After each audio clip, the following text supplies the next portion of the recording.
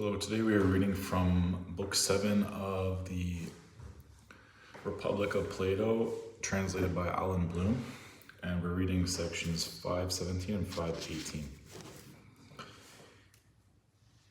And if he once more had to compete with those perpetual prisoners in forming judgments about those shadows, while his vision was still dim, before his eyes had recovered, and if the time needed for getting accustomed were not at all short, wouldn't he be the source of laughter?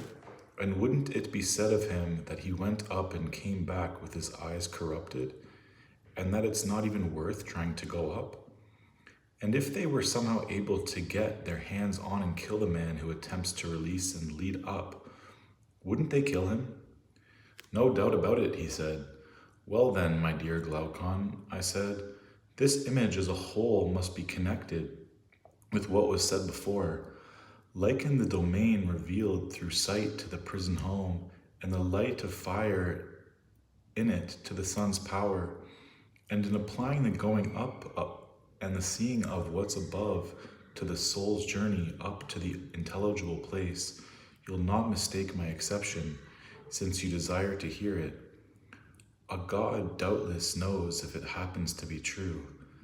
At all events, this is the way the phenomena look to me.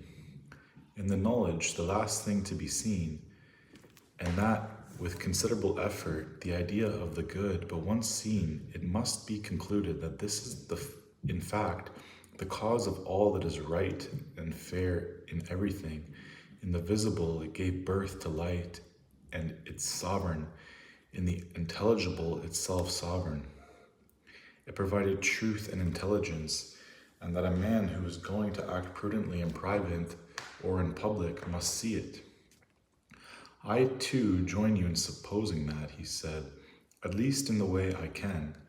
Come then, I said, and join me in supposing this too, and don't be surprised that the men who get to that point aren't willing to mind the business of human beings, but rather that their souls are always eager to spend their time above. Surely that's likely, if indeed this too follows the image of which I told before. Of course it's likely, he said. And what about this? Do you suppose it is anything surprising, I said, if a man came from acts of divine contemplation to the human evils, if graceless and looks quite ridiculous, is graceless and looks quite ridiculous when, with his sight still dim and before he has gotten sufficiently accustomed to the surrounding darkness, he is compelled in courts or elsewhere to contest about the shadows of the just or the representations of which they are shadows. They are the shadows, and to dispute about the way these things are understood by men who have never seen justice itself. It's not surprising at all surprising, he said. But if a man were intelligent, I said, he would remember that there are two kinds of disturbances of the eyes, stemming from two sources, when they have been transferred from light to darkness, and when they have been transferred from darkness to light. And if he held that these same things happen to a soul too, whenever he saw one that is confused and unable to make anything out, he wouldn't laugh without reasoning, but would go on considering whether, come from a brighter life, it is in darkness for want of being accustomed, or whether, going from the greater lack of learning to greater brightness, it is dazzled by the greater brilliance, and then he would deem the first soul happy for its condition and its life, while he would pity the second. And if he wanted to laugh at the second soul, his laughing in this case would be less a laugh of scorn than would his laughing at the soul which has come from above out of this light. What you say is quite sensible, he said. Then if this is true, I said, we must hold the following about these things. Education is not what the professions of men assert it to be. They presumably assert that they put into the soul knowledge that isn't in it, as though they were putting sight into blind eyes. Yes, he said, they do indeed assert that. But the present argument, on the other hand, I said, indicates that this power is in the soul of each, and that the instrument with which each learns, just as an eye is not able to turn toward the light from the dark without the whole body, must be turned around from that which is coming into being together with the whole soul until it is able to endure looking at that which is and the brightest part of that which is. And we affirm that this is the good, don't we?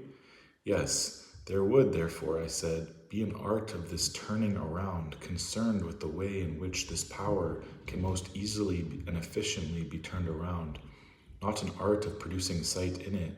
Rather, this art takes as given that sight is there, but not rightly turned, nor looking at what it ought to look at, and accomplishes this object. So it seems, he said. Therefore, the other virtues of a soul, as they are called, are probably somewhat close to those of the body, for they are really not there beforehand and are later produced by habits and exercises. While the virtue of exercising prudence is more than anything somehow more divine, it seems it never loses its power, but according to the way it is turned, it becomes useful and helpful, or again, useless and harmful.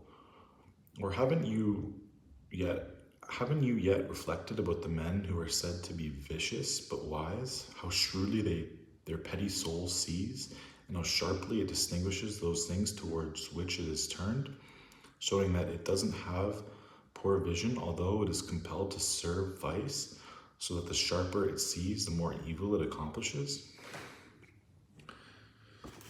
Thank you for listening to this reading today.